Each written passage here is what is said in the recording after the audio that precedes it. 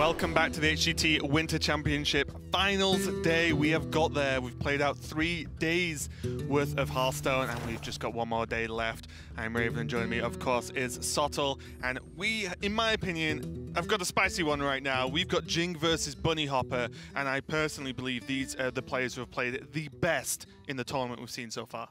Oh, you got me racking my brains now, Raven. It's just a fair assumption that Bunnyhopper will put in one of the best technical performances of the tournament. Right. It's kind of what he's known for, that technical level of perfection. But yeah, for sure, I think GER's been up there as well. But let's focus in on Bunnyhopper just for a second. And this incredible performance he's had this year already. That may say 2018, but we're counting that as our same competitive year. He is the Summer Hearthstone champion, which means he has the incredible opportunity to win 2 in the same competitive year. Right, and funnily enough, I was talking to him not too many minutes before he was walking out to go and play just then. And I was saying, you know, just how are you feeling? And he said, yeah, I'm feeling quite nervous, but not as nervous as the top 8 match. Because, he kind of felt like, well, top 4 is a huge cut-off point for championships, because normally it is a world qualification. It's a qualifying win from top 8 to top 4. He said, still nervous, not as nervous as yesterday though, so a little bit more relaxed and ready to go. But GER, on the other hand, has been a pretty fun guy actually. Obviously, normally talk through the base of a translator, but I think he's a pretty fun guy to hang around with, and he's been playing extremely well and makes hearts in very strange ways. Yeah, he also does heart emoji upside down. I'm trying to do that right now. I can't. It's just the next level. I know. He brings Warlock and he does the heart. He's just next level in the whole competition right now. Yeah, and I think that Zoo deck is a big talking point of his lineup. And, another couple of players have really shouted it out and said that it was a great call to bring to this tournament in terms of part of an aggro lineup. And I'm very happy to see that it's not been banned out here, because I love this deck. I would consider myself a bit of a Zoo purist in the way that Admirable is an even lock purist and hates the state that that deck is in currently. That's how I feel about Zoo. Zoo, to me, is a deck that's full of 1 and 2 drops that you tap every turn and you draw a card that impacts the board off your life tap. An Abusive Sergeant, a Defender of Argus when you had Haunted Creepers and Nerubian Eggs in the game. That, to me, is the essence of Zoo. And this idea of just, kind of an aggro deck with a smooth curve like any other deck these days just doesn't really scratch that Zoo itch for me. Right. Whereas this version that GER is packing with all of these 1-drops, so much consistent early game dominance, this is Zoo in a nutshell to me. Yeah, I feel like because the Zoo water has been muddied a little bit in recent past, when I've been making notes about GER, I'm literally listing his deck as 1-drop Zoo. Yeah. Because it's just the clearest way, I think, of explaining the deck. It is Right. exceptionally packed with these 1-drops, but we can talk about that a little bit later on. For now, we do have a Rogue Mirror, but are these decks similar, Sol? Very. Very similar indeed. They're both the kind of pirate package deck that I took some umbrage with yesterday. I haven't really been too impressed with the performance, but I guess the good news for these 2 players is one of them is going to get this deck over the line straight away.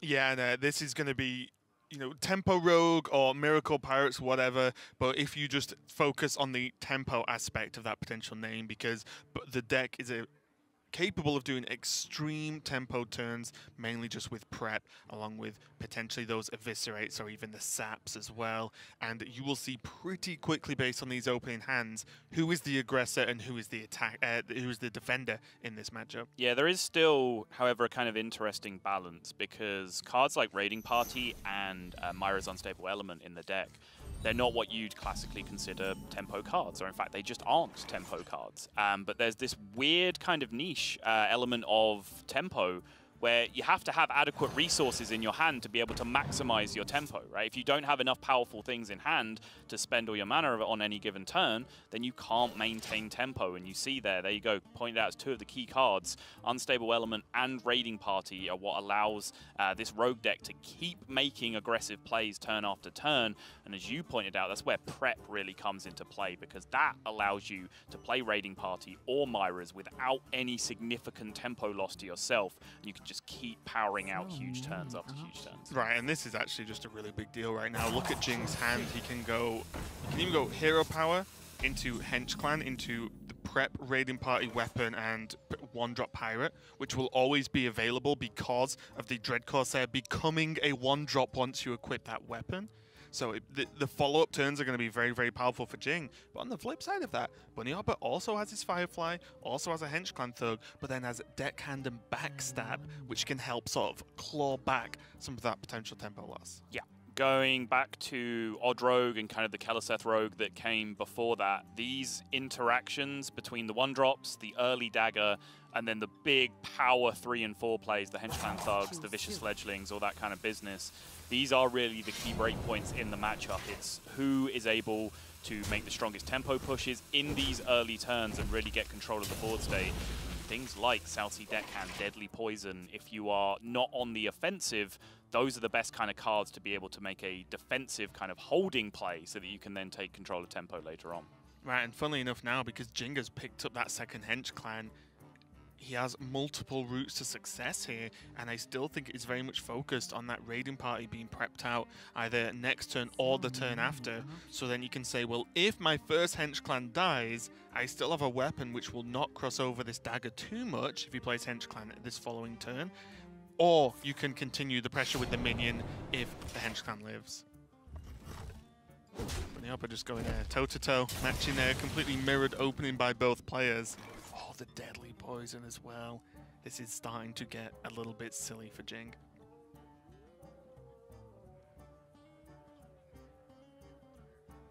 It does look like it will be a Hench Clan turn for Jing. The prep raiding party, is there any reason to do it this turn as opposed to next turn? I don't think there's any upside to it, right? No, you really want to... Well, you're never going to play anything that you draw. So you want to ask Bunnyhopper first, can you kill this Hench Clan? If you can't, maybe my turn changes. And then you don't need to give Bunnyhopper more information by prepping Raiding Party this turn. You really want to do it next turn, because as I said, at worst, you can always play a weapon and a pirate every single time. So you are completely safe on a strong play, or... there could be weapon Deadly Poison instead, which then can also still lead into the Dread Corsair now. So yeah, I think you always hold it. You don't want to let Bunnyhopper know what's up, and a Hench Clan on 3 with a dagger swing is about as good a turn 3 as you're ever going to get. I think there's maybe a small consideration to another play we didn't really cover, which was Hench Clan Go. Without attacking. Like, the difference between a 3-attack minion there and a 4-attack minion is not enormous. It is relevant, but it's not the biggest thing in the world. Shadowblade being drawn from Bunnyhopper is the big difference in this rogue deck, because then that gives you a further option on the following turn of Hench Clan number 2 plus Deadly Poison and delaying the raiding party play for a bit longer. But I think with that raiding party in hand, you know you're finding that Shadowblade over the coming turns, and Shadowblade, Deadly Poison, best friends at this point. And also as well, that would have been on a 1 durability dagger, along with just Backstab. The dagger that's already equipped for Bunnyhopper would have killed off the Hench Clan as well. So now it requires Backstab and something else relevant. And a Deckhand right now is very relevant, especially because Bunnyhopper's going to have to also now use this coin just to try and keep up and do something himself. This is just a nutty turn coming right up now, though. You just already see the absurd levels of power that having prep raiding party early can create.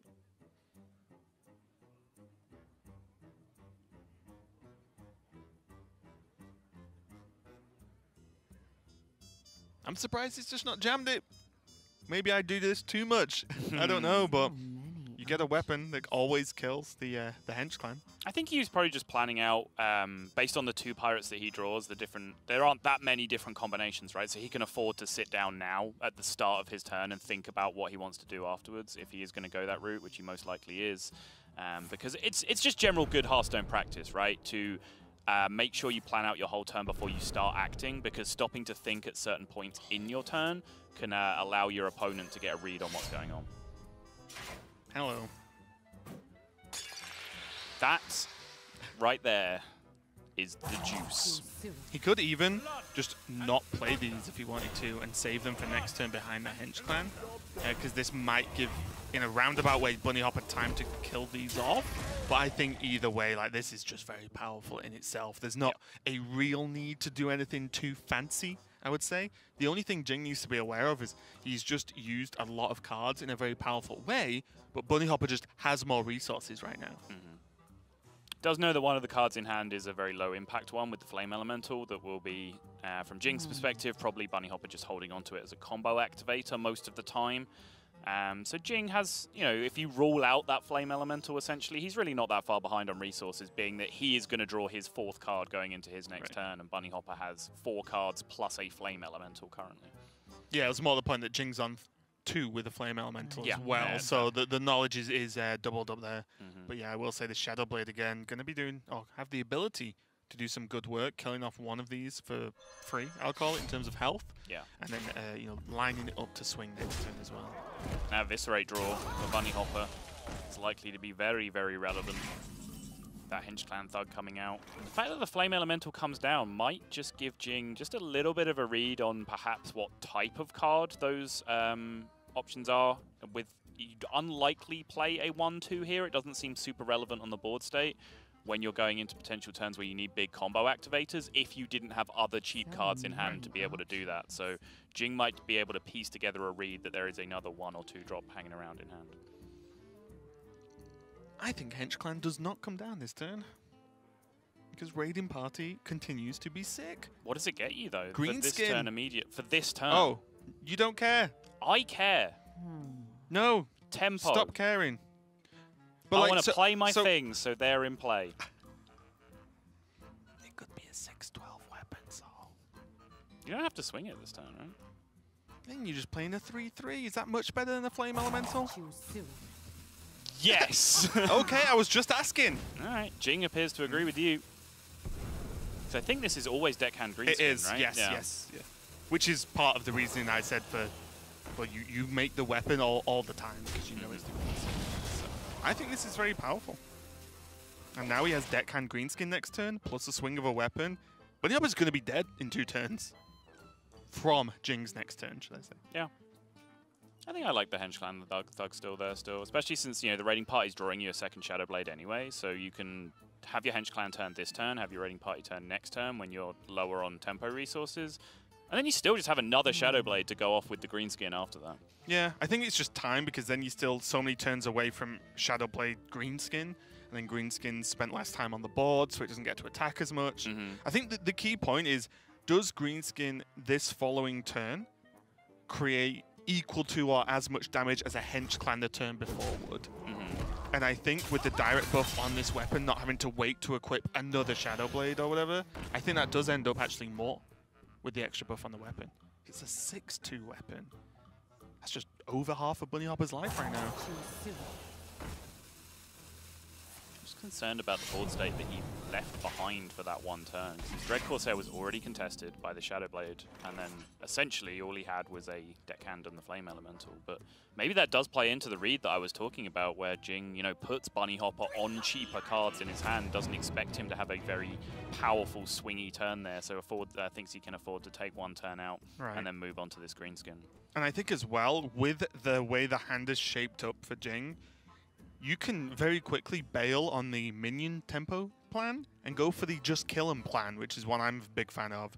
Because just look at the damage available now over the course of 2 turns. Yeah. And yes, he's drawn Eviscerate, so that helps my point, obviously. Yeah. But he did have a 2nd Shadow Blade that is another 6 damage minimum anyway. Yeah. Without Deadly Poison, double Eviscerate, the deckhand he already had in hand, and a Leroy, and a Myra's, which is kind of all of them at once. So I think it's just... I love the eternal optimism. Myra's, every card I want in my hand. You have definitely not played enough of this deck, Sol, because that's literally how you play. Myra's draw lethal every game. Okay. I'm not even joking. Well, double of this is going to help clean up this green skin and also potentially clean up the next minion threat from Jing. So Bunnyhopper's got time. The problem is he doesn't have any power to actually develop himself. Right. Because I don't even think this is a turn you can clean the minions up. Because he could backstab, eviscerate, poke with dagger 1/2 into the dragons, and then just Leroy face. Nope. That's 7 mana. Oh, he's on 6. I'm so dumb. Yeah, that's even worse then. But I was going to say, I absolutely think that would have been the play if it was available, but it's just mana restricted. Can't even do it.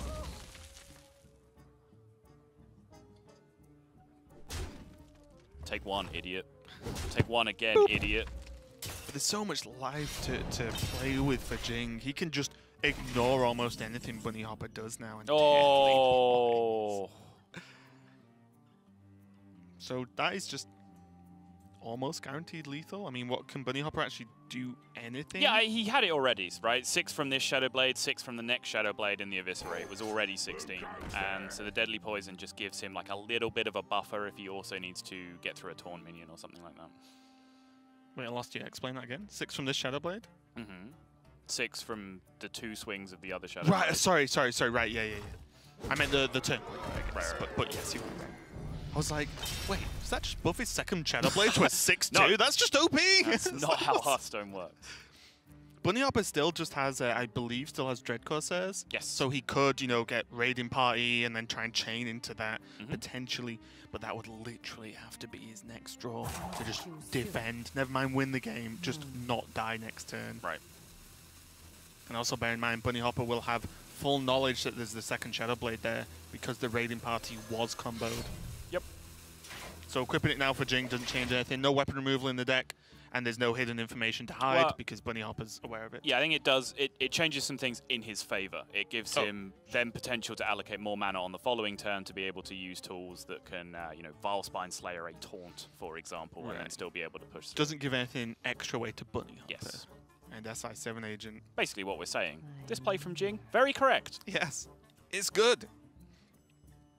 So Eviscerate into SI, or vice versa, whatever, will kill off the Hench Clan. But again, such low power level I think turns. it's just the Leroy play again, isn't it? Leroy Avis, the Hench Clan, 1-2 and Dagger go into the Whelps. Yeah. Feels bad because we can see Jing's hand, but... Oh, he's very dead. Yeah, and it feels bad even if Jing had a bad hand. But I think it's what you have to do something to make up this life difference. Like 26 Jing is on. Yeah. That's many attacks. And Bunnyhopper does agree.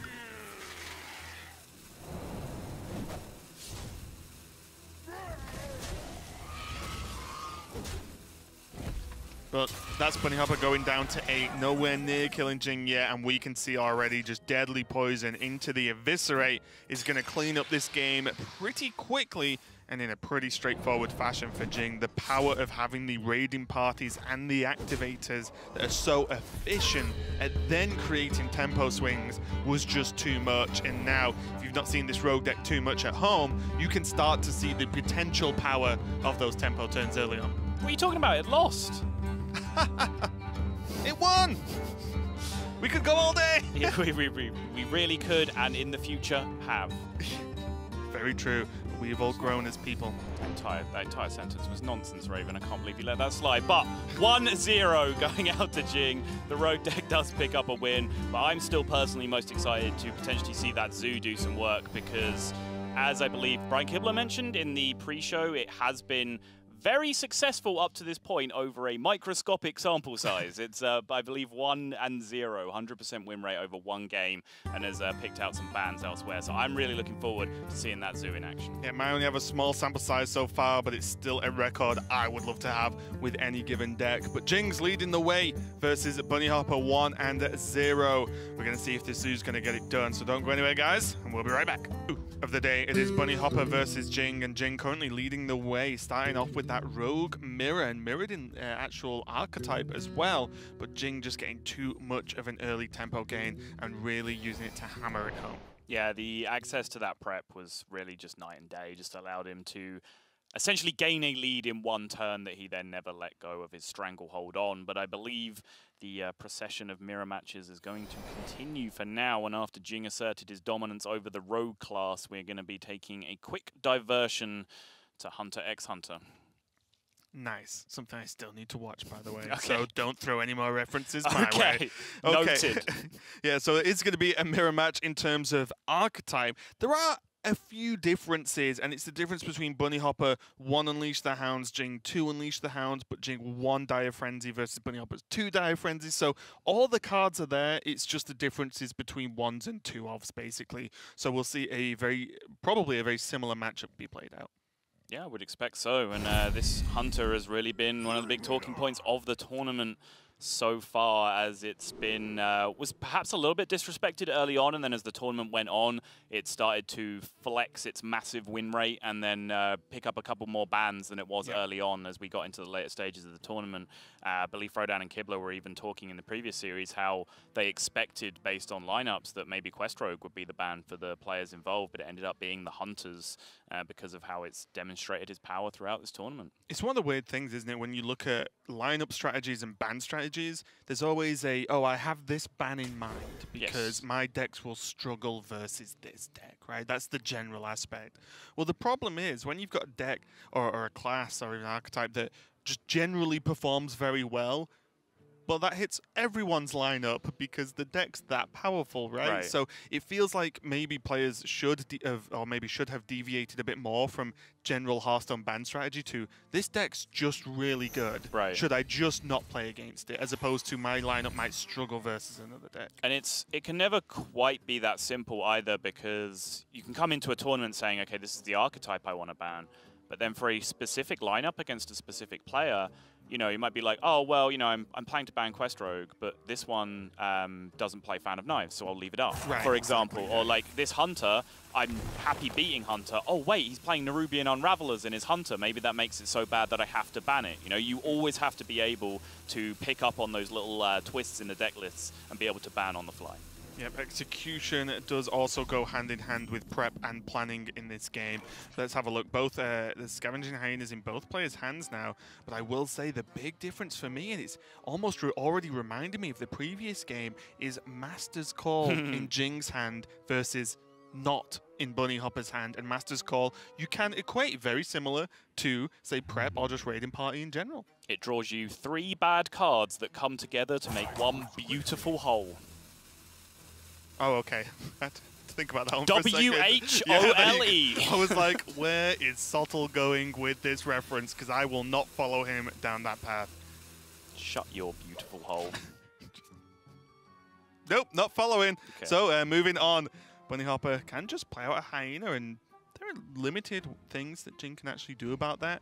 But also, there's also extremely limited follow-up from Bunnyhopper as well. There's no links in hand, for example, to start trading off some minions and generating the value of the Hyena in terms of its gaining stats. Yes.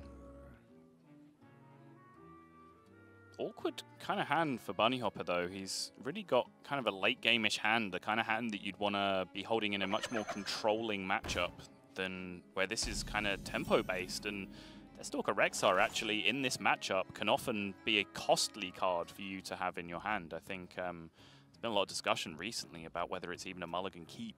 Some players this tournament have ended up keeping it. But for me, this is a tempo matchup, and Deathstalker Rexar is one of those cards. When I was talking in the previous game about how you do need resources to turn into tempo, Deathstalker Rexar does do that very effectively, but it also does it very slowly. It takes 3 or so turns to be able to transform all those resources into tempo. I greatly dislike a Rexar keep in this matchup. I feel like if your hand doesn't include Master's Call, then throw Rexar away for Master's Call, because it actually just does a better job quicker. We'll say as well, just to highlight in Jing's hand now on that draw, the Bear Shark is the one card that doesn't exist in Bunnyhopper's deck at all.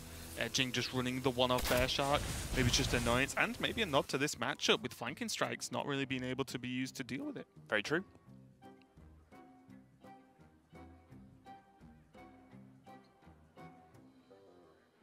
Diamol really not solving many problems for Bunnyhopper right now. Yeah, when all I've got to say about it really is it's better than nothing. It's not really high praise coming in, is it? I mean, there's an argument that it even isn't, because one thing that you'll be scared of here for Bunnyhopper, when Jing goes pass on 2, you're very suspicious that, okay, he can't really make any board that competes with this Hyena right now, so he's probably just going to want to flanking strike it on the next turn. If you just play a Diamol and then Jing goes coin flanking strike on your 2-2, the Wolf then just gets to eat the Diamol for free afterwards as well, and you just ended up throwing away a Diamol, because it's not like you have a turn 4 follow-up to that Diamol either. No, but you do have a lot of draws that create that, right? Dire Frenzy, Flanking Strike draw, even a Razormaw can make use of this Diamol or help that it's there. And when you've got an opening hand like this for Bunnyhopper, you kind of just have to presume you're going to get those good draws soon, because they're very quickly becoming the only draws left in the deck. But I will say, calling Flanking Strike does look decent to me.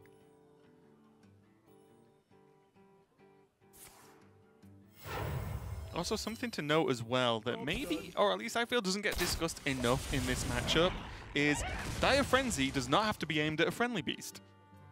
So you can aim it on your opponent's beast. It is at unique moments that that happens, but it is just something to bear in mind, especially if Rexar comes into it. If you can kill off something, but Dire Frenzy it first, so then you shuffle big versions of it into your own hand. It's a very niche, but sometimes it wins games. Yeah, it comes up more often in Rexar battles, for example, like when you have poison minions, so you can like Dire Frenzy, then poison kill it anyway, or if you're playing Hunter's Mark in your deck, I've seen it happen as well. But yeah, giving your opponent +3/+3 is kind of scary when you then need to trade over it afterwards. I think there's just often so many beneficial effects that you can only target your own minions with. It's good to remind everyone that Dire Frenzy just says a beast, not your beast.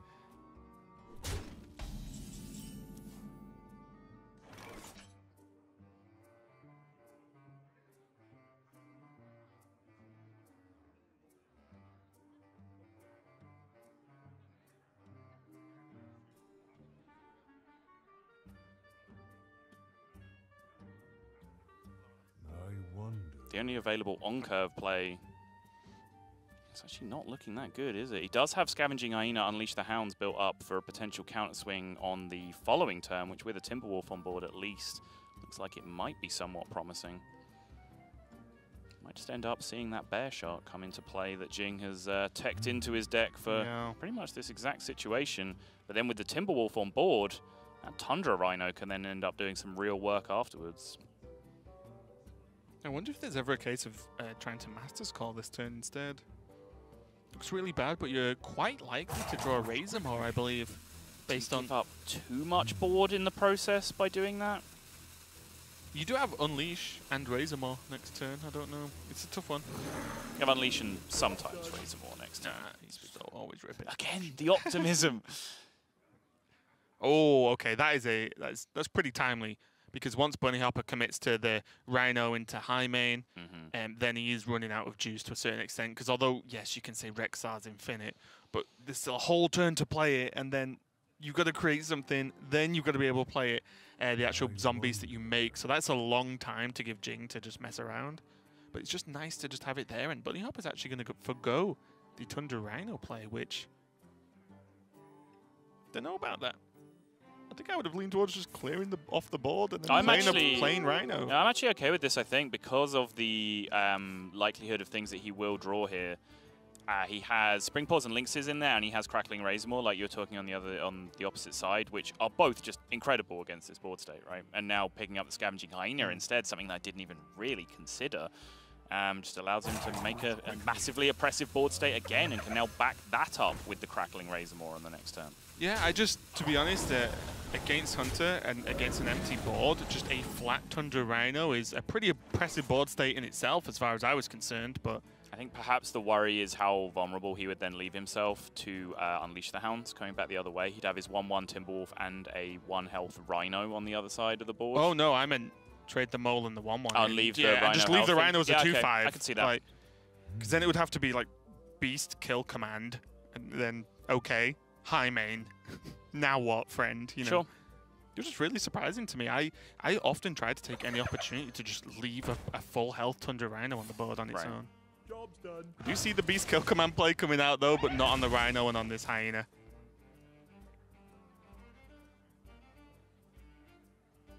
Now, Bunnyhopper at a bit of an impasse here. The Hyena by itself is very unimportant right now. He could just kill it off and play Rexar, but it doesn't develop any minions. And Rexar on 6 would then potentially either a hero power, which is 2 mana to leave you only with 5 the following turn to do something with, which means he couldn't play a high main anyway. It's very slow in my opinion, at least. I really like the look of either Tundra Rhino to kill it and the tracking, or just play high main and say, if you somehow make this Hyena big enough to really be a threat against me, well, you're incredible. Good job. So that whole time you've been talking, I've been trying to imagine a world where high main into this goes badly wrong, right? And you're looking at starting with Spring Paw into Razormaw Poison, but then you still have to find a way to solve the 2/2s, because the 2/2s are still challenging the Hyena at that point. So yeah, I don't find the world where this goes wrong, even in my hypothetical land. So Bunnyhopper living more in reality, I think, is quite okay, just dropping the big boy down to contest Hyena. Scar's just the boss of Hyenas anyway. It's just how that works. Yeah, he literally is not allowed to beat him up. Yeah. Oh, they did get the last laugh though, didn't they? Yeah. They also probably got the first, second, and third laugh, to be honest. They are Hyenas. They are known for it. .png. Wasn't that strong, was it?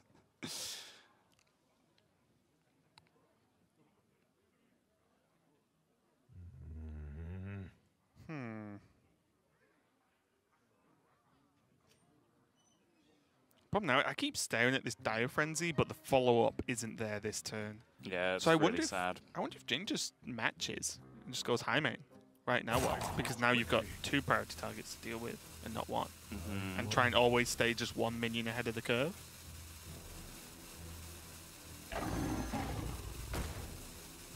Oof. I like it. I like this, to be honest. It's something I said yesterday. If you can't really make one turn you're super certain on, let your opponent decide the awkward things, because now Bunnyhopper has to deal with the high main and the Hyena. That's going to be difficult without the use of a kill command. This Tundra Rhino is looking pretty juicy. Alongside that Crackling Razormaw. So what you looking for from the Razormaw specifically? Because so that's the big decision point as to whether you Razormaw on the high main or Razormaw on the Tundra Rhino. Because if you got like Wind Fury on the high main, for example, you could then make some really, really nice trades, taking care of the Hyena first, then the high main, then the other Hyenas charge afterwards and take care of the remaining Hyenas on the other side. You have a completely fresh Tundra Rhino, whereas doing it this way around allows you to take that Wind Fury out of consideration, or the high roll that you get that Wind Fury out of consideration. This gives you more solid options just to protect your Tundra Rhino on board with Stealth, Divine Shield, plus Health, etc. And you can still do the same thing with the high main and Hyenas to trade each other off. And the way it ended up with Bunnyhopper getting Liquid Membrane on the Tundra, which means that that's not going to be able to be flanking straight or kill commanded, and if you want that on something, it is normally the Tundra Rhino, as discussed a little bit earlier. But now with Unleash, and a couple of other little dudes, like you could just Unleash Dire Frenzy. Is that just good enough this turn? I wonder.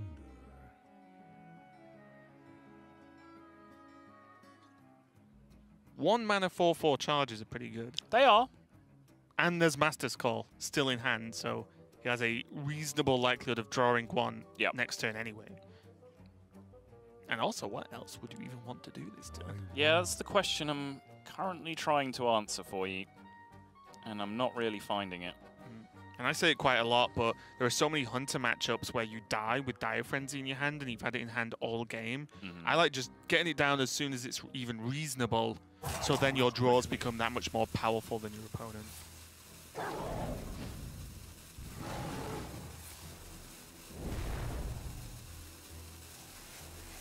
I like it. Really close game so far, though.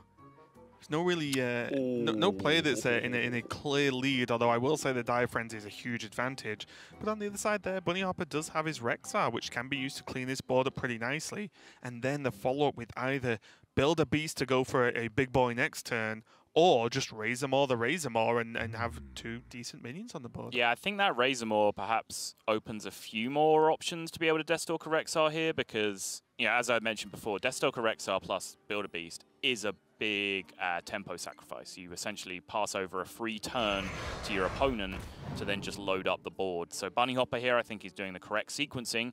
He's uncovering the concealed information first, i.e. what he's going to get from this adapt, and then he's going to make his decision afterwards between just loading up a high main and the Rexar to clear out the board and push some damage. I wonder. The Wind Fury here will probably...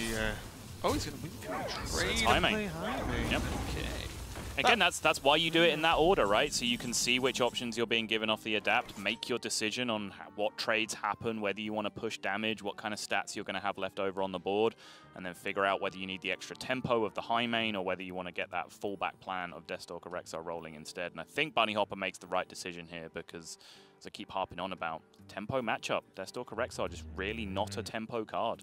Also as well, if you go face with the Razormaw and play Rexar, then your plays are a juxtaposition, right? Because you've gone aggressive, but then made a play that makes you less aggressive, which is very like feels a little bit backwards. So I mean, so you can also justify that as saying that you use Deathstalker Rexar as a board clear that allowed you to be very aggressive with your minions, right? It's kind of like even Paladin just consecrating your minions out of the way so they can just go face with theirs.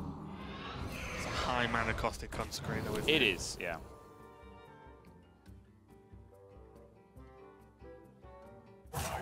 Quickly.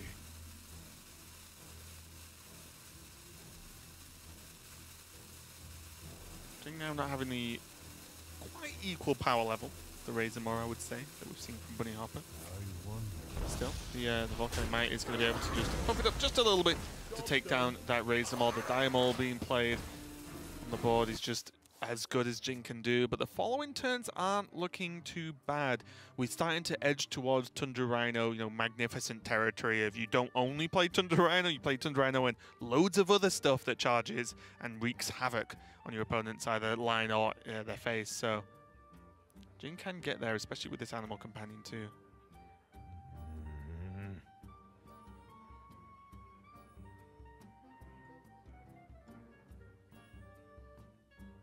So speaking of what you said earlier about using Rexar, this could be Unleash, Poke, Poke, Rexar, or like Rest Face, which still pushes a significant amount of damage. It does. It's a very similar setup to the previous turn. Yeah. I think also the Tundra Rhino is a good encouragement to be playing the Deathstalker Rexar here because, of course, the Build a Beast hero power can build you some very nice things to be charging out alongside a Tundra Rhino for 5 mana or less. Right, and we're now edging towards the problematic area of Bunnyhopper can just make the most aggressive beasts possible and just throw them all at Jing because he only needs to hit him a couple of times and then the game's going to be over.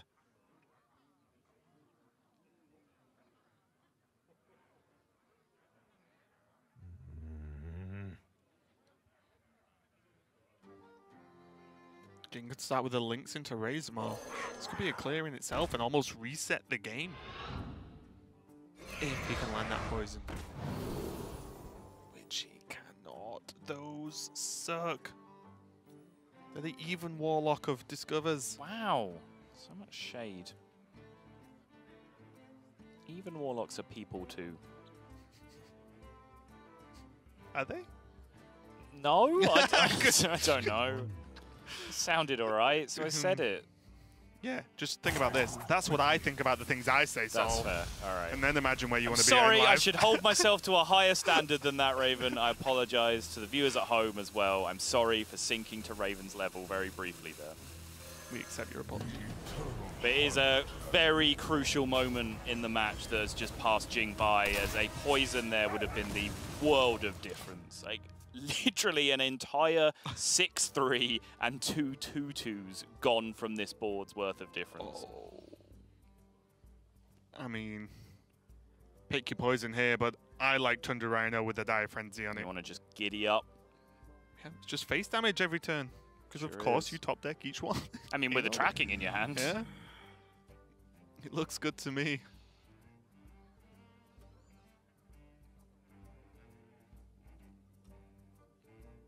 Bunnyhopper, though, hasn't gotten to this point in his Hearthstone career by being rash. But does it see the line of, wow, overpowered minions are good. Rhino's in, Rhino out. 19 for Jing, 11 showing, plus the Rhino from hand. If Bunnyhopper can build a 3-mana beast behind that, or draws a beast for 3 mana or less, that is, of course, more damage. Oh, remember, flanking strike would actually gain 5 damage. 7? If it's high main. 7? Would it? Attack with the high main, flanking strike the high main. You have a charging 3/3 from the I just can't add up. I just forgot about one of the hyenas. Incoming nerfs to high main. It only creates 1, not 2. I just can't add up. But yeah, same thing. You get the gist. Right.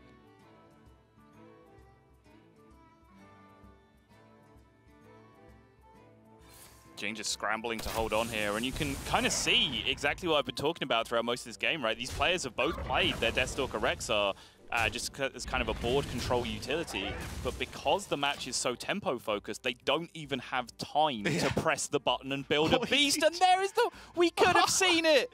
Jing, you monster! That would have been such a sick lethal, and you've denied us. By using his own flanking strike with a Thunder Rhino. How dare you try and win? I mean, it's still 10. Yeah. Putting Jing down to 3. And Build a Beast still exists, though. Things can still happen. The game is not over yet. But you look at the life total difference, it feels like Bunnyhopper has all of the time in the world, even if needed, to be able to finish off Jing here. It's not looking great.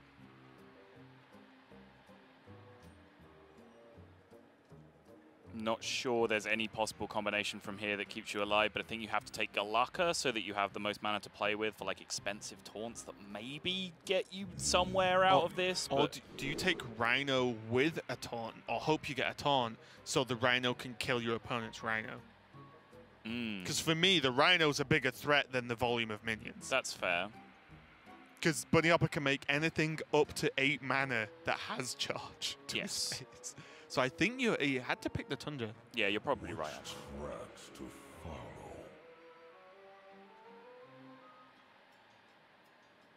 To be honest, even Rhino with a lifesteal is often quite good too. So because you can maybe remove something and go for it. So Taunt, Poisonous can kill off the Tundra Rhino. Still dead though. And it looks though like with only 7 health, and most importantly is Tundra Rhino being Dire Frenzied. Oh. So in the world now where there is no anything that can take advantage of that Tundra Rhino who is alive. I guess this is technically better than making the play that leaves you dead on board, so sure. But yeah, that'll do. Build a thing, play the thing, win the game was all Bunnyhopper had to do there. Jing doing his due diligence, holding on until the very last. Why concede at such a high profile, high importance moment when there's a chance that your opponent's going to make a mistake? But when your opponent is Bunnyhopper, the chance that they're going to do anything so foolish is slim to none. It really is something we've been saying about Bunnyhopper throughout the tournament, and to be honest, throughout the year, is that he is just a consistently strong player. It's not often we cast Bunnyhopper and say, oh, you know, he played bad in that series. Yeah. It's not normally the case. It's the only times things maybe slip a little bit is when things get very, very high level, very, very intense. Just like this series is, though, as it all evens up 1-1. Bunnyhopper taking a win in the Hunter mirror and Jing taking a win in the Rogue mirror. And pretty interestingly enough, both players having very similar lineups getting to this point. Yeah, only really just a brief difference in terms of what the unusual aggro deck is, I guess, in the lineup, where Bunnyhopper has that odd secret aggro mage and Jing has the super low curve 1-drop heavy Zoo Warlock. So those are the real breakpoints potentially in the matchup. Yeah, and we're going to be able to find out if those are the ones that are going to make the difference as we progress through this series. It's Jing versus Bunnyhopper. We're going to step away for just a minute, but don't go anywhere. We're going to be right back. But versus Jing. And our next match, I believe, is going to be the Hunter versus Bunnyhopper's Mage. So we're going to see if Mage is going to get this done, because I absolutely love this deck. So why is that, Raven? It's just cool. You just do a lot of damage all the time. But seriously, it does have very large tempo swings as well, with the variety of secrets that have been introduced into this style of mage. It's not often aggro mage has actually had multiple secrets outside of Counterspell, and then the difference between Entity and Ruins has played within the past. But now, you know, there's cards like Splitting Image in there as well, which really messes with your opponent. Yes, I think we've seen just in this tournament several very awkward turns where players did bizarre looking things where the viewers at home and even in some cases others sitting backstage and the caster's actually casting the match, we're like, well, hang on, why is he doing that? It's because, of course, we know that the secret in play isn't splitting image, but when splitting image is a potential secret that's in play, you do always have to plan for that eventuality. Yeah, and it has a kind of dual effect. It normally goes one way or the other, where it's either almost a resurrect effect, because the minion it hits normally dies. There's a lot of low health minions in this deck. If you're attacking into a minion that doesn't die, you're already in a bit of a problem. Yeah, and then the second part is if you try and attack into something silly like a Ragnaros or an Antonidas, for example, that actually isn't in this list, but yeah, they start to be problematic when you actually generate extra value on board and not only a resurrect / effect. But we'll see as we go into the game now. Let's have a look at these openings. The double Diamol open is never upsetting when you're the Hunter player. The double face of fear. Stargazer Luna might just be a keep as well. I don't know. It's a tough one.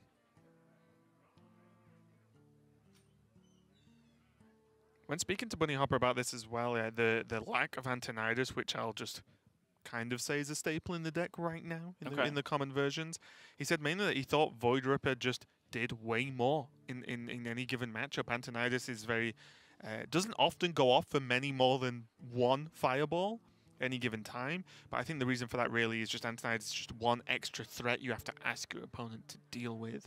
But yeah, Bunnyhopper was like, actually, I just think Void Ripper does just way more in general all of the time. I feel like Bunnyhopper going first here probably needs to look very aggressively for a 1-drop, though. He does end up liking that Stargazer Luna keep, though, and does pick up the Secret Keeper to go with it. Baku filling the last slot is the worst possible scenario, though.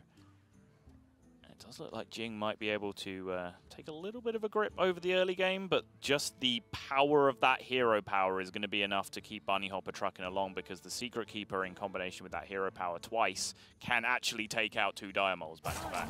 Yeah, and think about just the interactions in general, which is why I think this deck is so strong right now, is Razormaw gets played, it's already dead.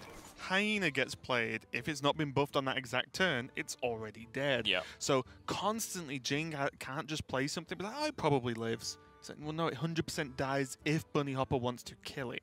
You can create disruption that goes along with making your opponent spend 2 mana every turn, but when your opponent's against Hunter, they're probably okay doing that.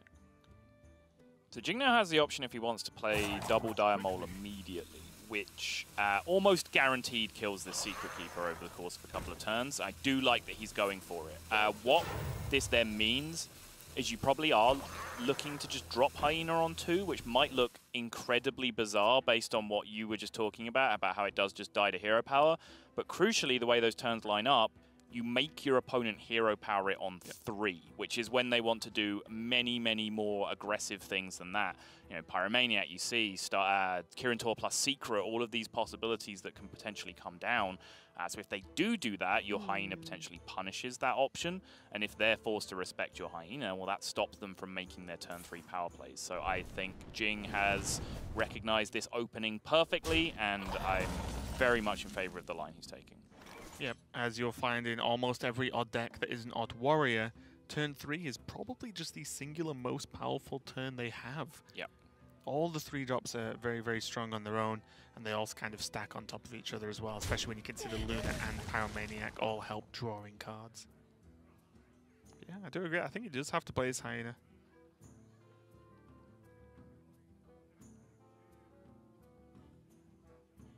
Mainly because he doesn't have an answer to any of the 3-drops that are played apart from rolling Huffer, which, you know, if the game is going to snowball because you didn't roll Huffer, well, that is a risk you often do not want to take. And essentially, if you want to boil down that whole explanation into a simple soundbite, it's if your opponent pings your Hyena here, good. Like, you are happy with that outcome. You're probably more worried if they don't. Exactly. Because in which case, play it, because then you're punishing them for not pinging it.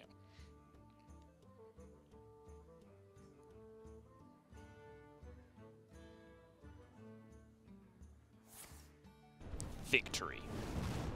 Yeah, I think both players choosing not to take any real risks and making just the slow and steady plays.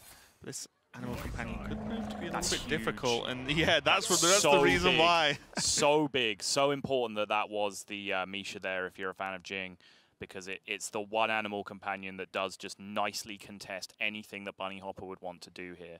Of course, Kirin Tor, you know, your Huffer can just get pinged off. But a Huffer would contest with a Kirin Tor Mage, but the difference is when you get into the 3/4s and the 2/4s, the Stargazer Lunas and the Pyromaniacs that we see Bunnyhopper has. Misha is the one option that just really forces that out of contention, and you can see how Jing just throwing out a Scavenging Hyena into the ethers has enabled him to be in this position, because it would have been a very different story if he'd have been protective, greedy, precious about his Scavenging Hyena and just allowed Bunnyhopper to play a 3-drop. Right, and I think, honestly, because we've been saying for so long about maybe the Chinese players just overall being a bit disappointing as a region in the HCT career this year. Jing, from what I've seen of him, and especially Yuying as well, have just been playing extremely well, as far as I'm concerned. And just small things like that continue just to display a deep knowledge of many, many matchups. Flanking Strike's pretty good though, and that's going to be good no matter what. I think, honestly, outside of exactly Kirin Tor counterspell, Flanking Strike was such a good safety net for Jing that this Misha gets even better, because there is the follow-up of, well, I can kill pretty much anything you play and still have Misha, which requires 2 pings. The only thing he has to be worried about is a Fire Eater now, which makes the single ping kill possible. Yep. I think Subject 9 looks good to me though. Well, define good. You need to do something to generate a tempo swing in the future, and Subject 9 does that because you have a Kirin Tor Mage in hand. So next turn you can potentially Kirin Tor Mage Secret, which could be anything from Rune's Counterspell, Splitting Image, Mirror Entity to create more minions on board, and so on and so on. Kirin Tor Secret, he's got a secret. Another quote I don't really get. Oh, unforgivable. You can tell me later. All right.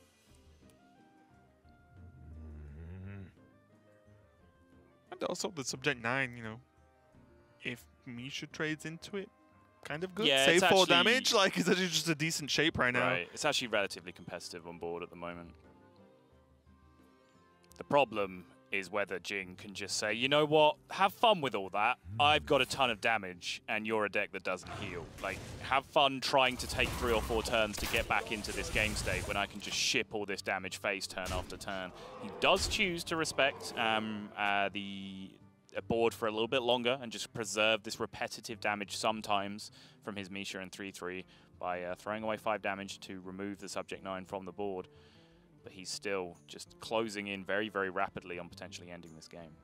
Yeah, and I like this overall because if you think about it, with the mains he has on board, he knows the flurry of secrets are in hand.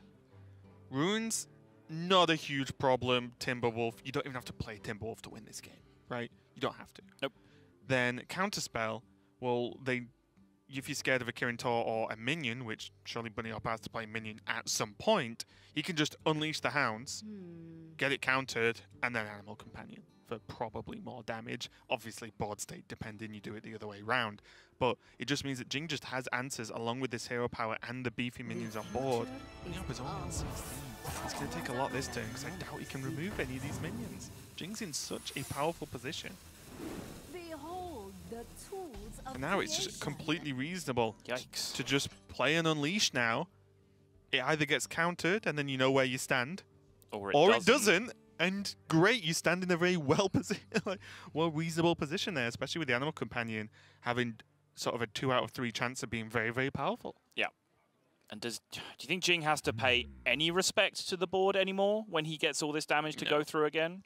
There is, unless I'm being really dumb, there is no actual way for Bunnyhopper to heal in this deck. So just keep pressing the hero power. You're on 30. Yes, this mage can do absurd levels of damage, but not 30 in a turn or so. Like, that would be insane.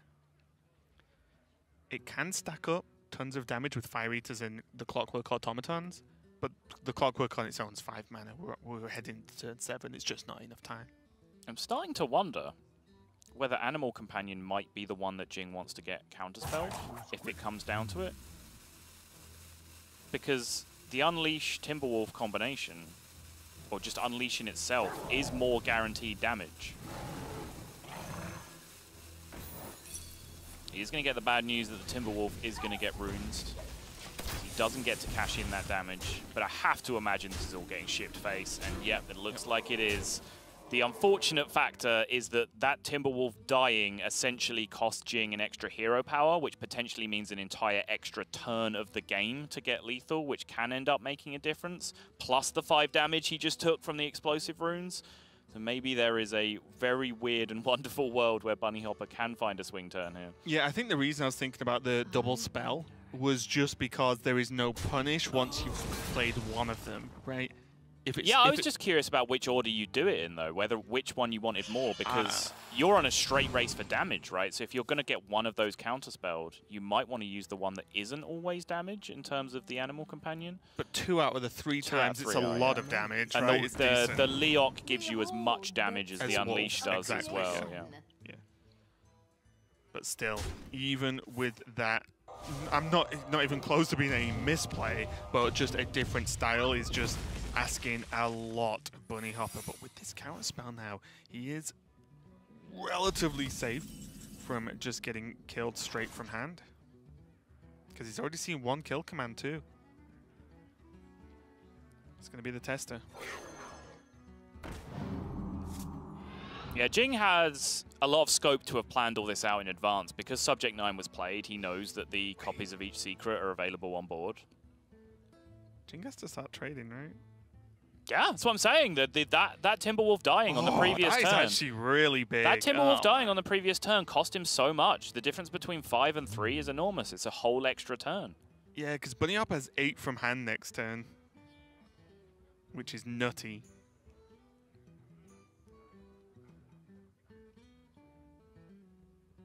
And Jing is including this turn, 2 additional turns away from hero powering him down because of 5 and not 4 health is huge. That was a very, very rough decision there as well as to whether he wanted to play around the counterspell or not, because he also gets the information that it's not the splitting image by sacrificing the animal companion into the counterspell. Of course, if it wasn't if it was counterspell, you'd potentially want to hold that animal companion in hand for a huffer out when you can draw another spell from the top of your deck to break the counterspell.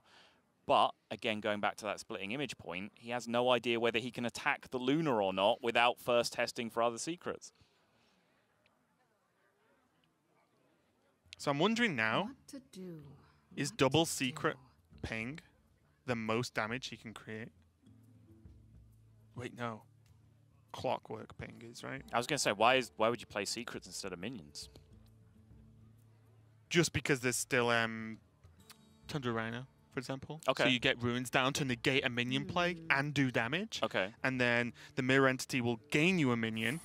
You still ping and still push 7, and then next turn you have Clockwork there and ping for 8. He has gone for Clockwork, but yeah, play the runes. Yeah. Playing the 4/4 always representing your damage, so that does make sense.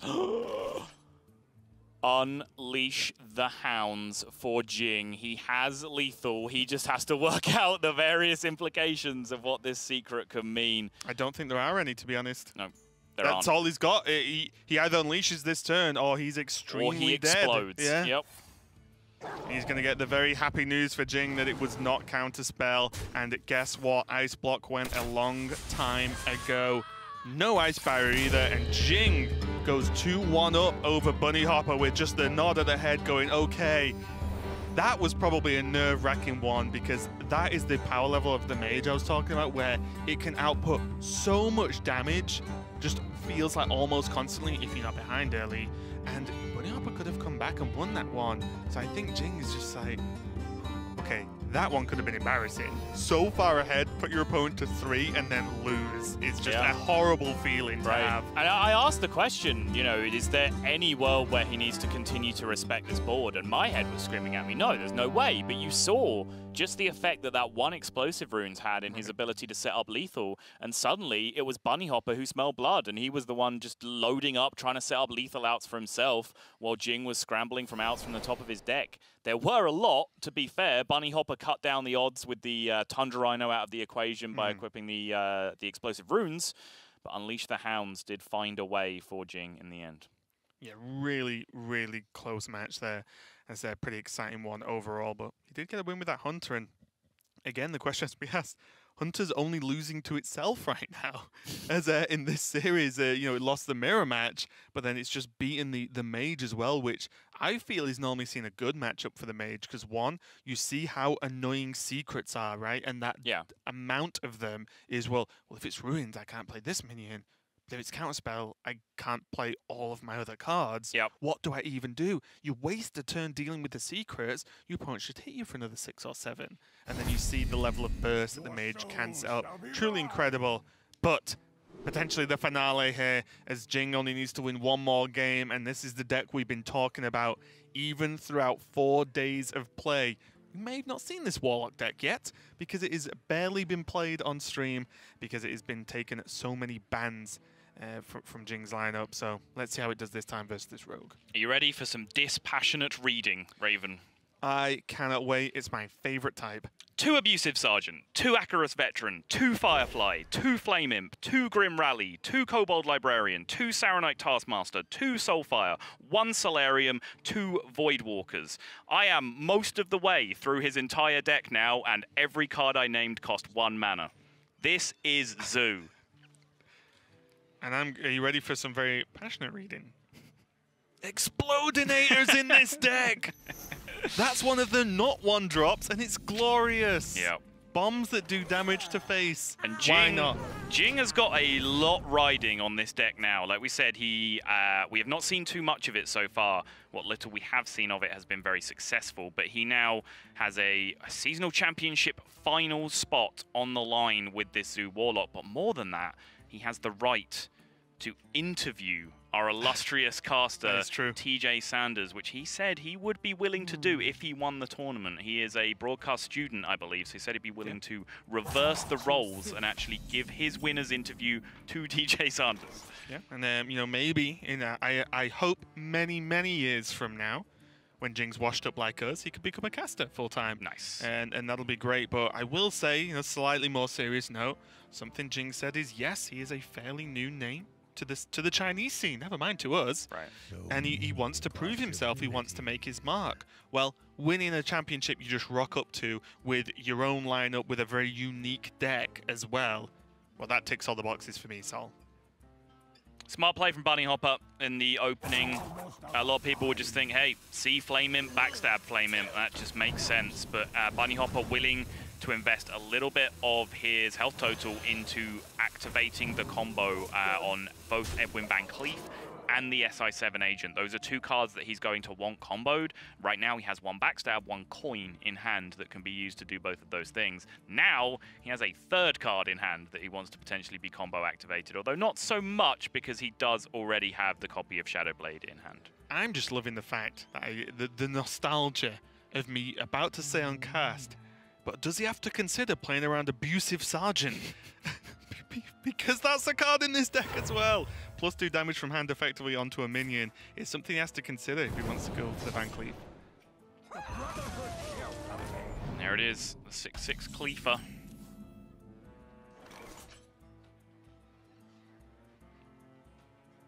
One of the reasons I'm interested to watch Jing play more of this deck is Grim Rally is a card that should be good. But I personally have never played it to the extent to make it feel worthwhile. And maybe it's I wasn't putting enough 1-drops in the deck. But it's just a deck that seems very powerful, but I just couldn't get it to work for me. You can see just kind of theorizing about the hand, right? You can see the natural synergy it has with Explodinator as well, Grim Rally. Yeah, that's true. I didn't have an Explodinator in the deck when I tried it. It's all coming together. This is just a little bit awkward. I was kind of passing these breakpoints as you were talking about Grim Rally, and the Grim Rally here just doesn't really allow him to trade with the Edwin Van Cleef in any kind of attractive fashion. Does he just not? That's probably the best solution. If he'd have got that Kobold Librarian up to 6, I think this would have been an easy trade, right? That's Zoo 101. Yeah. Kill your opponent's 3-drop with your 1-drop, sweet. Keep on trucking. But since it involves trading the majority of his board in, you do probably just have to ship it face. No, Jing disagrees. And far be it from me to question, because he is probably the best player in the world with this deck, because as far as I know, he's the only player in the world with this deck. a trait I often go for with some of the decks I create is going for that title. But yeah, it's a strange one, isn't it? Because Zoo, for me at least, the archetype just generated the rules of, well, I have more actual attacks than you, and that's better than one singular bigger statted minion in general. And it's just strange to see like the actual more attacks trade off into a single slightly bigger minion. I am actually very surprised he didn't go that to face. Fear of Shadowblade, maybe. He then loses that big Kobold Librarian to a Shadowblade for free on the following turn, and then doesn't really have the power to take on the Van Cleef after that. Maybe. If so, very heads-up play from Jing. You just can't help but smile, can you? Sounds like an idiot. I've just never heard the sound of that card before on a professional broadcast.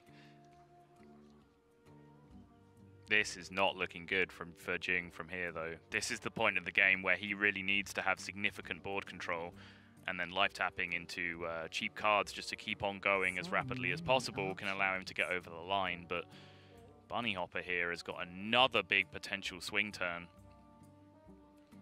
Right, the Corsair actually activating a raiding party if he wants as well is just quite funny, because it's one of the cards you also draw from raiding party a lot of the time. I don't know if he'll necessarily have to go for it this time. He can just drop the SI7 agent along with the Dread Corsair if he wants to just peel off the 3-2 and hold on to the weapon. I quite like the Hedge Clan Thug. Yeah, I mean, gives you maximum potential to solve problems next turn with, you know, Sap SI7 or the card you draw plus SI7 or Sap Raiding Party if you don't really need to answer anything particularly strong. I guess the only thing we do agree on is we think Sap into the 3-2 is probably not great compared to the rest of his other options. That does sound correct, yes. Okay. That's the strongest play. It's just the most stuff you can put on the board in a single turn. I think at a very simple level, that's quite often the best play in Hearthstone. I see no reason that turn would have been an exception to that rule.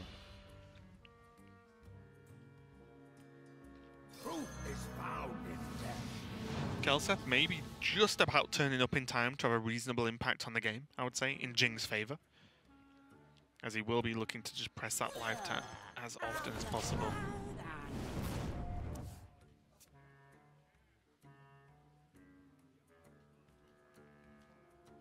You know how much I love sapping Flame Imp. I was just going to say, feels good.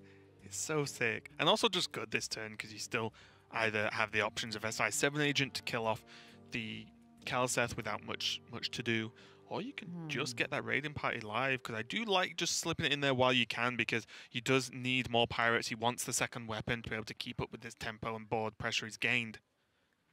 So I think Sap raiding party and just kind of just call it a day is actually okay here. Sap SI sets up the most comfortable lethal for the next turn, though, I believe. You Sap, you SI the 2-2, you push 7. Oh, with the deadly poison? He's down to 13. You then have 10 in play plus dagger deadly on the following turn. So this is the line I like. Bunnyhopper sees it. And I don't really imagine... I guess he's considering Fungal Mancer as a card, and whether he really wants to be able to leave 2 minions on board for Jing, but coming into a 6-mana turn, it's very likely that Jing can 1-drop plus Fungal Mancer anyway. I don't think fungling on these bombs is really the end of the world. Bunnyhopper disagrees, though. Yeah, no Defender Vargas in this list either, so there's not that to consider. I've actually, instead of just removing trades and removing taunt potential. Abusive Sergeant's going to add up some damage. Voidwalker can be a bit of a stopping gap there.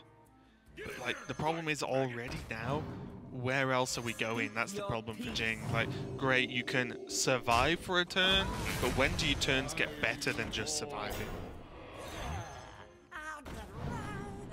No fear. Flame Imp on the board, down to 11.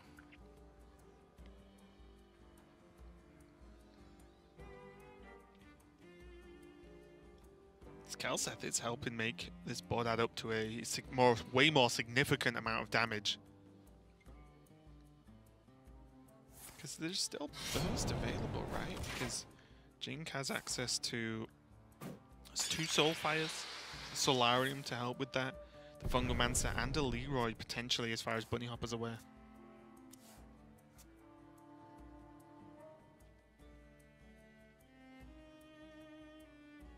Just put him to 3.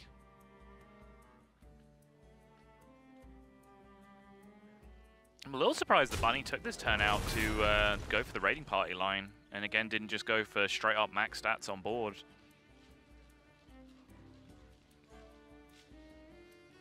It's like an 80s action hero name. Max Stats. Max Stats. I guess playing the raiding party there does give him the chance of finding his Salty deck hands, which can allow him to do work in the future. And especially if he's defaulting back to a kind of board control line here, then I guess this makes sense. Challenging some of the minions with the weapon. Solarium was about the card he was going to need to get out of this. Jeez. That's a good Fungomancer, as far as I'm concerned, considering Jing's spot right now. He could draw 13 cards from his deck that have a combined mana cost less than the 3 that he just drew. If only Solarium was that good. Imagine it drew a mana cost total from your deck. Oh my. I don't see anything outside of a Fungomancer here being successful. It has to be. The fact that he didn't draw a 1-drop to go with this is potentially game-losing for Jing, though.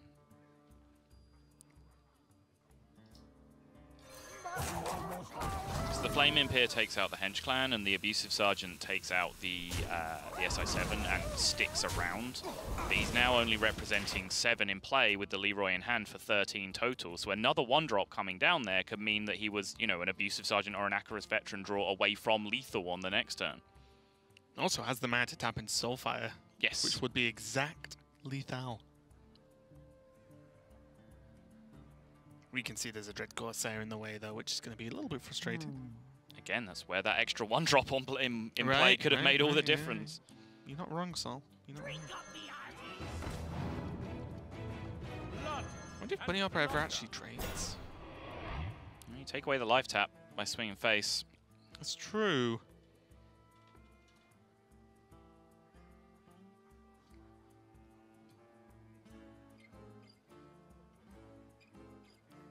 Oh no, never mind.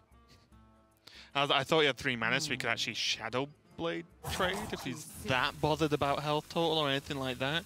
But it doesn't have the mana and probably wouldn't be worthwhile on 17. You are feeling pretty safe, mainly because of this Dread Corsair.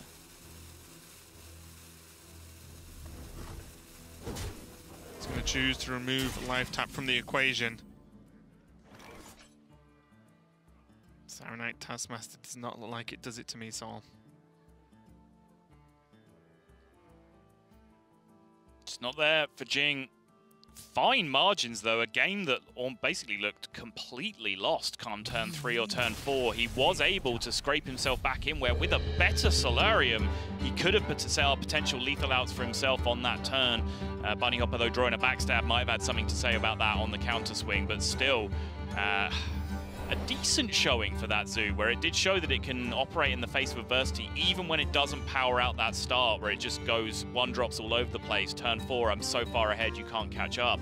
It does show that it has a little bit of long game, although, of course, he was very reliant on that timely Keleseth, as you pointed out. Right, and, you know, let's just bear in mind as well, as Bunnyhopper did take the win there, he did Van Cleef 6-6 on 3, or on 2, was it, sorry, with the coin? 2, yeah. Yeah, so he did put a 6-6 Van Cleef out, and then still have the raiding parties, and you know, you saw some backstab sap. So he did have a lot of the tools that are absolutely fantastic in any given tempo / aggro based matchup, and he still gave a good showing. So Jing's got one more go at it with this Warlock, but Bunnyhopper has evened everything up. This is going to game number 5. I expect nothing less from these two guys, but we'll just give them a couple of minutes to get ready. So don't go anywhere, guys. We'll be right back. That one creates multiple levels of horror for me, at least. I don't know about you, Sol. I don't see what the problem was. Everything seemed perfectly normal. What are you talking about? Okay, well, I'm going to bail straight one. Wise words. I'm not doing this. And we're going to move swiftly on with this series, going all the way to game number 5. And maybe quite poetic that it's going down to the 2 decks that are different in this series. Yes. Overall, it is going to be the odd Mage from Bunnyhopper and then this 1-drop Zoo from Jing. So it's all going to come down to the one difference in the lineup, and that's just pretty cool. Sounds pretty cool. This has been a matchup that's kind of fascinated me throughout the ages. It's been a very fine balancing act by the Zoo version of whatever the deck was at the time, having so much better board presence that they can dominate the early turns, right? They can use things like Abusive Sergeant, Acarus Veterans, create these breakpoints, snowball the board. Yep. But in doing so, they're life tapping, they're playing Flame Imps, they're doing damage to themselves. So then the Mage always has all this backup damage plan, right? So throughout history, there's been various iterations of these decks going up against each other, trying to ride that line. In the past, we've seen things like Flame Waker really break the equation in one way or the other. When Flame Waker was a card in Mage, Mage really took over this matchup and was able to dominate by saving up big Arcane Missile combos. Now we kind of have a kind of equivalent thing in that with Cinderstorm, but the one thing that Zoo has going for it is that a lot of the explosive runes style secrets, they can deal with very comfortably. Mirror Entity, Explosive Runes, and Splitting Image, the board-focused secrets, if you want to look at it that way, Zoo's very good at picking those apart. Yeah, that is true. With enough one-drops, Mirror Entity's never looking too hot, is it? Let's be honest. But the Ardent Squire, I believe, in the opening hand for Bunnyhopper, not a guaranteed pick in the list, but it's going to be nice just getting some work done in this one, mainly because Jing's lineup is just fully focused around these minion trades, and Divine Shield often has a lot to say about that. Look at Jing's hand, though. No shortage of resource generation with 2 Kobold Librarians, and also just the Voidwalker for a speed bump as and when Jing decides it's relevant means that this hand size is going to stay, you know, pretty wide for quite a while.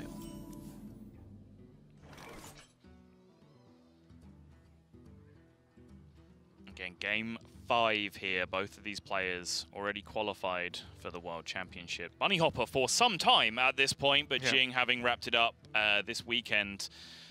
Both these players now playing for prize money, for prestige, for the title of seasonal Hearthstone champion, and they have Roger awaiting the victor of this in the finals, the winner of this game 5. Alrighty, Jing just taking his time, just working out the implications of coin usage, I feel like. You know, does he want to just drop Voidwalker? Does he want a Librarian coin Voidwalker so he has something on the board and make Bunnyhopper think about where his pings are going to land? And he just, in the end, says, if you trade and ping, that's okay, I'm going to keep this coin. Probably a small note to just having a Dreadlord in hand as well. Like coining into that maybe on turn 4. Might just be good enough. Well, also, Counterspell is a card that exists, which makes holding onto the coin fairly relevant moving forward if he needs to use a Grim Rally or a Soulfire or something like that instead.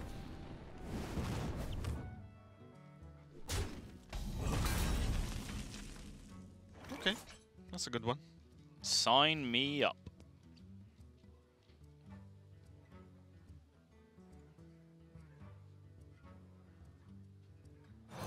It's the only play that retains a board presence against even just ping from the opponent, so Firefly Flame Elemental seems like the line. It's yet again, we talked about it last time Bunnyhopper played Mage, but it's another situation where if ping does come down this turn, then Jing's probably okay with that. He can keep going with this kind of assault all day, almost literally, but Bunnyhopper needs to do something a little bit better and stick one of these 3-drops. Unfortunately for him, the one 3-drop he does have is a Black Cat, which is actually health-wise one of the weakest ones. Still relatively competitive here. It does go back to that kind of nostalgia statement that you were talking about earlier, where it's really bad against Abusive Sergeant to play Black Cat here, but that's not really something you're used to considering in 2019.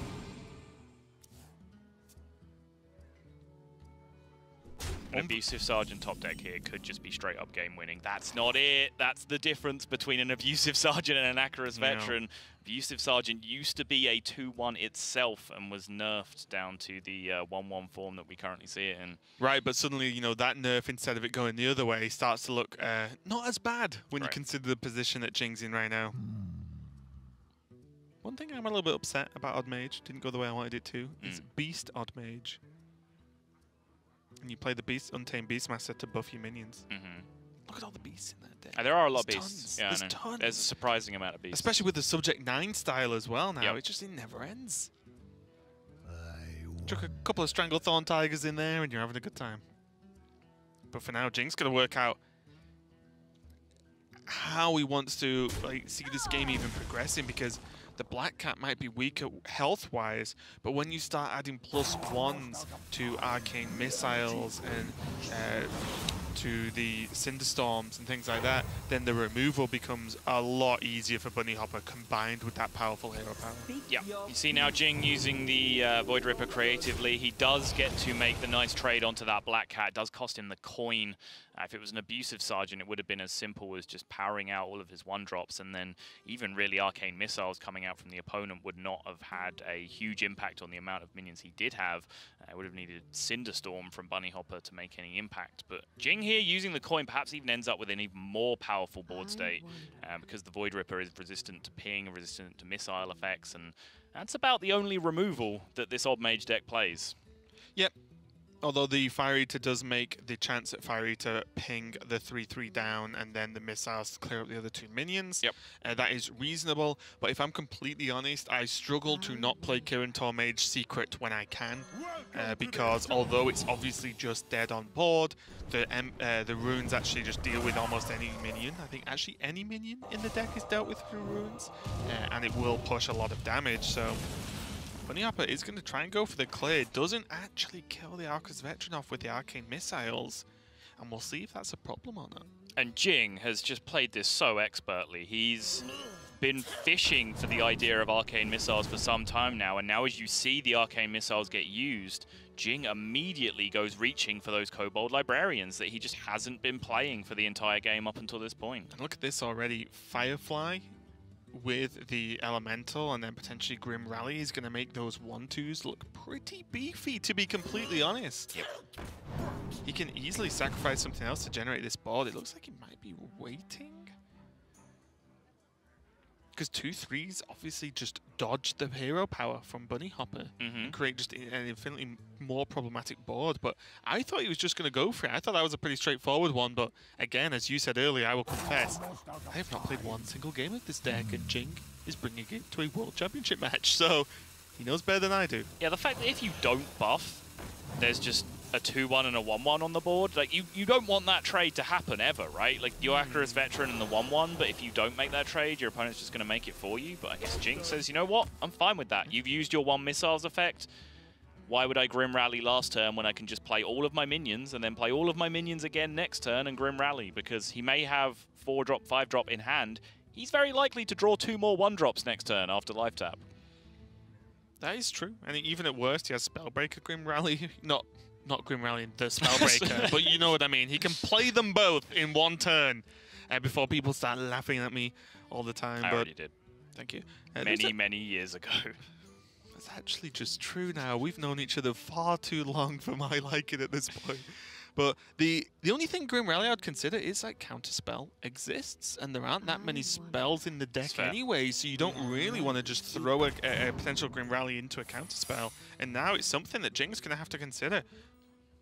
And this is one of the key strengths of the deck. Now, Jing has to say, well, I either potentially throw a Counterspell away, or I try and play around that, throw a Dreadlord down, and it might get runes. Yeah. And then I'm paying 5 mana, do nothing in my 1-drop deck, which is a nightmare of a turn. Yeah, because it's runes, he will learn that it's not Counterspell by the time he goes to activate the Grim Rally, right? Because he's always going to play more minions first before he plays Grim Rally. He's almost always going to play more minions first before he wants to Grim Rally.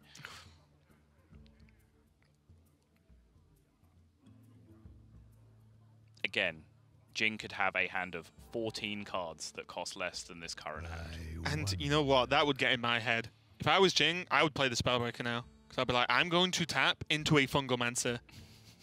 Honestly, it would, you know, from last time with the Solarium, and now looking at this hand, I'd mess up. Well, actually, honestly, hold my hands up. I think even, you know, you're so heavily odds on to tap and draw a 1-drop here still at this point. I don't know how many there are left exactly because he's played a lot, but there's 7, 8 plus, let's put it that way. But even though you're likely to do that, tap 1-drop's just a very bad turn now because you don't have anything else to go with it in your existing hand. So the thought of just playing one of these big boys, yeah, it's probably just the play that you have to make. And it's going to hit that explosive runes, and Bunnyhopper is going to be over the moon with that result. That's just a good turn. Now suddenly, the wiggle room, the breathing room of just, you know what? I'm ahead on life. Subject 9's bigger than a Kobold Librarian. Sweet. Next turn, more secrets, if I so choose. If not, Clockwork Automaton Ping or Cinderstorm Secret something, right? Like, suddenly this Subject 9 unlocks so much potential, and frustration for Jing at that point is like, after seeing Subject 9, you have to play around every single secret. Especially because that one was Runes, which is the 2 of in the deck.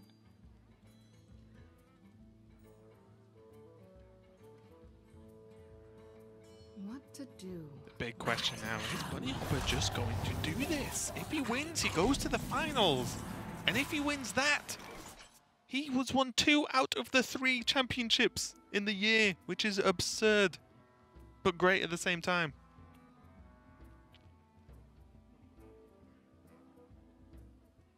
If this does end up slipping away for Jing, you're going to have to go back and look at that Grim Rally turn, because it looked very foreign to me to just, like, not buff a board that big. Like, my natural instinct... To 2 threes yeah, as exactly.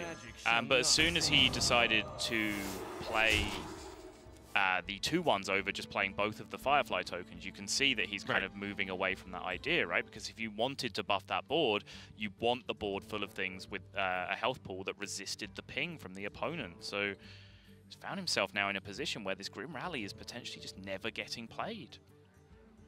And yes, he's drawn incredibly poorly over the last 3 or 4 turns, but was there a chance that he could still overcome that adversity?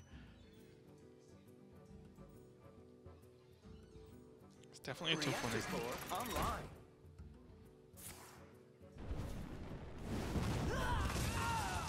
See, the power level of Automata might just be a 5-mana 4/4, but pinging for 4 is absolutely insane. But you haven't lived until you've cubed a bunch of automatons and killed your opponent with a single hero power. I can tell you that much. Feels good. And this just... These draws just go from bad to worse. He's just dead.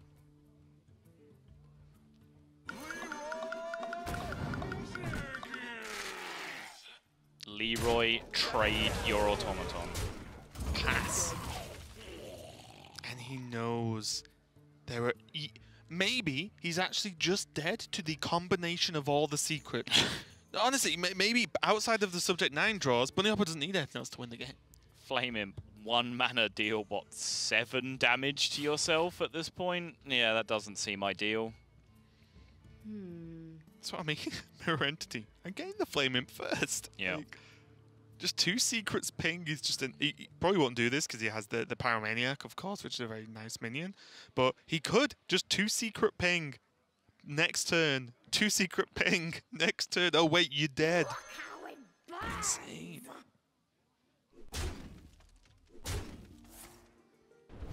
It's got to be Runes, right, if you're kicking out 1.